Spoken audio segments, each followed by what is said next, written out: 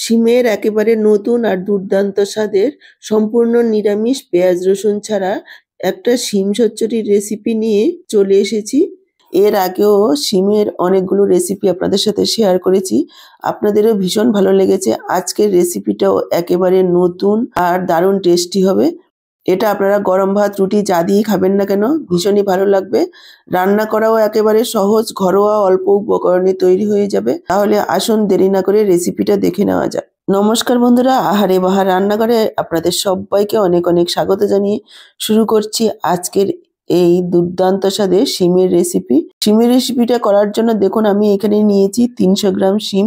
শিমগুলোকে দুদিকে শিটটা এভাবে একটু বাদ দিয়ে দিচ্ছি, কেননা শিম রান্নার পরে এই শিরটা থেকে গেলে সেদ্ধ হয় না, এটা খেতে ভালো লাগে না। সেজন্য আমি শিমের শিরগুলো এভাবে বাদ দিয়ে দিচ্ছি। আর শিম কাটার সময় অবশ্যই আলুর অপোজিট সাইডে রেখে শিমগুলোকে দেখে নেবেন যে ভেতরে পোকামাকড় আসে কিনা, না হলে কিন্তু অনেক সময় শিমের ভেতরে পোকা থেকে যায়। সবগুলো শিমের দুদিকের সুতোটাকে আমি এভাবে বাদ দিয়ে কেটে নিয়েছি। এবার বড় সাইজের শিমগুলোকে দু টুকরো করব আর ছোট সাইজের শিমগুলোকে আমি গোটাই রেখে দেব।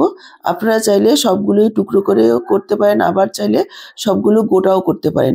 সাথেই নিয়েছি একটা আলু, বড় সাইজের আলুটাকেও শিমের মতো লম্বা করে কেটে নেব। আপনারা চাইলে আলু দিতেও পারেন, নাও দিতে পারেন, দিলে খেতে ভালো লাগবে। এবার শিম আর আলুগুলোকে ভালোভাবে ধুয়ে নিয়ে চলে এসেছি মূল রান্নায়। দেখুন গ্যাসে কড়াই বসিয়ে দিয়ে দিলাম 2 মুঠো চিনে বাদাম। বাদামগুলোকে একটু ভেজে নেব। গ্যাসের ফ্লেমটাকে লোতে রেখে এভাবে নাড়াচাড়া করতে করতে যখন দেখবেন 2-4টে বাদাম একটু ফাটা ফাটা হয়ে গেছে আর বাদামগুলোর গায়ে একটু কালো স্পট এসে গেছে, তখন বাদামগুলোকে নামিয়ে নিতে হবে। এভাবে বাদামগুলো ভেজে নিলে খেতে ভালো লাগবে, গ্রেভির টেস্টটা ভালো আসবে। আর চাইলে আপনারা কাঁচা বাদাম বাটাও দিতে পারেন। এবার দেখুন বাদামগুলো তুলে নিয়ে দিয়ে দিলাম কড়াতে সর্ষের তেল। আমি রান্নাটা সর্ষের তেলেই করব, আপনারা আপনাদের পছন্দ অনুযায়ী যে কোনো রান্নার তেল দিয়েই করতে পারেন। দিয়ে দিলাম তেলের মধ্যে পরিমাণ মতো একটু লবণ। এবার দিয়ে দিলাম শিমগুলোকে একটু ভেজে নেব। দিয়ে দিচ্ছি একটু হলুদ গুঁড়ো। লবণ আর হলুদ দিয়ে শিমগুলোকে একেবারে 3-4 মিনিট সময় নিয়ে শিমগুলোকে ভেজে নিতে হবে। এতে করে শিমের যে একটা গন্ধ আছে সেটা চলে যাবে। তবে একটু ভেজে রান্না করলে খেতে ভালো লাগবে। দর্শক বন্ধুরা, আজকের পুরো ভিডিওটা দেখে ভালো লাগলে অবশ্যই একটা লাইক করবেন, প্রচুর প্রচুর শেয়ার করবেন। আর আপনি নতুন বন্ধু হয়ে থাকলে চ্যানেলটাকে সাবস্ক্রাইব করে সাথেই থাকবেন। বেল বাটনটা অল করে দিলে আমার দেওয়া নিত্য নতুন রেসিপির আপডেট সবার আগে আপনাদের কাছে পৌঁছে যাবে।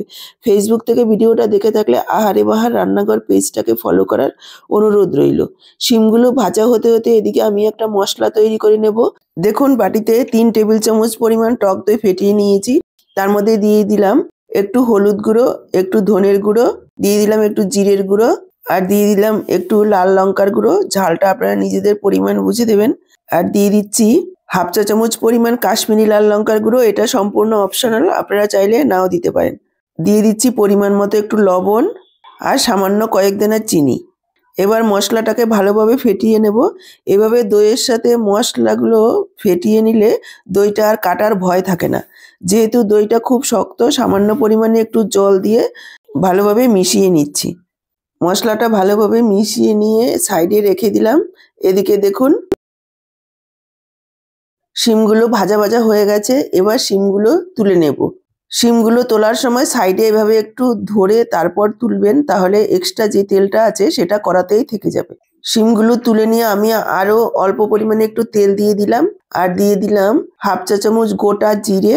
জিরেটা কয়েক সেকেন্ড ভেজে নেওয়ার পর দিয়ে দিলাম কেটে রাখা আলুগুলোকেও লালচে করে ভেজে নিতে হবে। প্রায় 3-4 মিনিট সময় নিয়ে মিডিয়াম লো ফ্লেমে এভাবে নাড়াচাড়া করে আলুগুলোকে লালচে করে ভেজে নেব। আপনারা চাইলে শিমের সাথেও আলুগুলোকে ভেজে তুলে নিতে পারেন, তবে শিমগুলো ভাজা হতে একটু কম সময় লাগবে আর আলু ভাজা হতে একটু বেশি সময় লাগবে। সেজন্য আমি আলাদাভাবেই আলুগুলো ভেজে নিচ্ছি। আলুগুলো ভাজা হতে হতে এদিকে দেখুন বাদামগুলোকে একটু পেস্ট করে নিলাম। এদিকে 3-4 মিনিট হয়ে গেছে, আলুগুলো লালচে করে ভাজা হয়ে গেছে। এবার আমি যোগ করে দিচ্ছি গুলিয়ে রাখা মশলাটাকে 2 থেকে 3 মিনিট এভাবে কষিয়ে নেব, গ্যাসের ফ্লেমটাকে লোতে রেখে। একেবারে যাতে মশলার তেল ছেড়ে আসে সেই পর্যন্ত আমাদের মশলাটা কষাতে হবে। যত ভালোভাবে মশলাটা এখানে কষানো হবে ততই গ্রেভির টেস্টটা ভালো আসবে আর আলুগুলো মশলার সাথে সেদ্ধ হয়ে যাবে।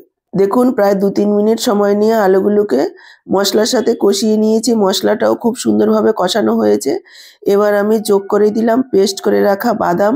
বাটিটা ধুয়ে একটু জল দিয়ে দিলাম। খুব বেশি সময় কষানোর প্রয়োজন নেই, অল্প সময় কষালেই হয়ে যাবে এবার। কেননা বাদামগুলো আমাদের ভাজা আছে আর মশলাটাও ভালোভাবে কষানো আছে। 1 থেকে 2 মিনিট এভাবে একটু নাড়াচাড়া করে কষিয়ে রান্না করে নিতে হবে। দেখুন প্রায় 2 মিনিট মতো মশলাটাকে কষিয়ে নিয়েছি। দেখেই বুঝতে পারছেন অনেকটাই মশলার পরিমাণ কমে গেছে। এই সময় আমি যোগ করে দিলাম ভেজে রাখা শিমগুলো আর আলুগুলো মশলার সাথে কষাতে কষাতে প্রায় 90% সেদ্ধ হয়ে গেছে। এবার শিমগুলোকেও মশলার সাথে কিছু সময় নাড়াচাড়া করে নেব। দেখুন শিমগুলোকে প্রায় 1-1.5 মিনিট এভাবে একটু নাড়াচাড়া করে নিয়েছি। এবার আমি দিয়ে দেব জল। এটা কিন্তু খুব বেশি শুকনো শুকনোও করব না, আবার খুব বেশি পাতলাও করব না। মোটামুটি একটা থকথকে ভাব আসবে, সেই রকম বুঝে আমাদের জলটা দিতে হবে। আমি এখানে 1 কাপ পরিমাণ জল যোগ করে দিয়েছি। এবার সবকিছু একসঙ্গে মিশিয়ে নেব। এটা কিন্তু ঠান্ডা হওয়ার পরে একেবারে ঘন হয়ে যাবে যেহেতু বাদাম দেওয়া রয়েছে। সবকিছু মিশিয়ে নিয়ে ঢাকা দিয়ে প্রথমে হাই ফ্লেমে 2 থেকে 3 মিনিট ফুটিয়ে নেব। এতে করে ঝোলের যে একটা পানসে ভাব আছে সেটা কেটে যাবে। তারপর 3 থেকে 4 মিনিট লো ফ্লেমে রান্না করে নেব যাতে করে সমস্ত কিছু সেদ্ধ হয়ে যায় আর গ্রেভিটাও ঠিকঠাক হয়। দেখুন মোটামুটি সব মিলে 5-6 মিনিট রান্না করে নিয়েছি। সবকিছু খুব সুন্দরভাবে সেদ্ধ হয়ে গেছে। ঝোলটাও একেবারে পারফেক্ট আছে। এটা ঠান্ডা হওয়ার সাথে সাথে আরো ঘন হয়ে যাবে, শুকনো শুকনো হয়ে যাবে। এবার আমি দিয়ে দিলাম কিছুটা ধনেপাতা কুচি। সবকিছু মিশিয়ে নিলাম। একেবারে তৈরি হয়ে গেছে আমাদের নতুনভাবে শিম চচ্চড়ি। একবার হলেও এইভাবে বানিয়ে খেয়ে দেখবেন, আশা করি আপনাদেরও ভীষণ ভালো লাগবে। আজকের ভিডিওটা দেখে কেমন লাগলো কমেন্ট বক্সে জানাতে ভুলবেন না। ভালো লাগলে অবশ্যই একটা লাইক করবেন। দেখুন 5 মিনিট আমি ঢেকে রেখেছি যাতে করে ধনেপাতার গন্ধটা ভালোভাবে মিশে যায়, তারপর সার্ভ করে দিচ্ছি। অনেকভাবে তো খেয়েছেন, একবার এভাবে বানিয়ে খেয়ে দেখুন, এটাও ভীষণই ভালো লাগবে, একেবারে নতুন ধরনের। তাহলে আজকে এই পর্যন্ত, আবার দেখা হবে নতুন কোনো রেসিপির সাথে। সবাই ভালো থাকুন, সুস্থ থাকুন। আপনাদের সবার সুস্থ থাকার শুভকামনা জানিয়ে এখানেই শেষ করছি। এত সময় আমার সঙ্গে থাকার জন্য অসংখ্য অসংখ্য ধন্যবাদ।